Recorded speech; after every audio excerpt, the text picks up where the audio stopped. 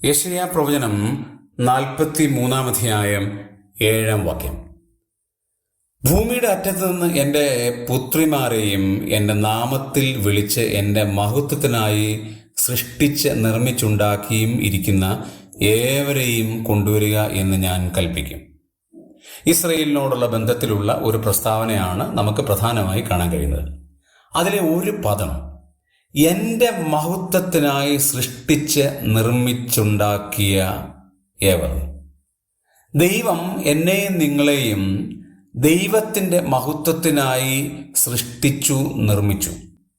നമ്മുടെ ആകാരം, ശരീരത്തിൻ്റെ പ്രത്യേകത, ശരീരത്തിൻ്റെ ഘടന, ആ ആകാരം മുഴുവനും ദൈവത്തിൻ്റെ മഹത്വമാണ്. നമ്മുടെ ജീവൽ ഘടന അത് ദൈവത്തിൻ്റെ മഹത്വമാണ്. എങ്ങനെയാണ് ശ്വാസം ഉള്ളിൽ നിൽക്കുന്നത്, എങ്ങനെയാണ് ആഹാരം ഉള്ളിൽ ദഹിക്കുന്നത്, എങ്ങനെയാണ് ശ്വാസോച്ഛ്വാസം ചെയ്യുന്നത്, നമ്മുടെ ജീവിത വ്യവസ്ഥ ദൈവത്തിൻ്റെ മഹത്വമാണ്.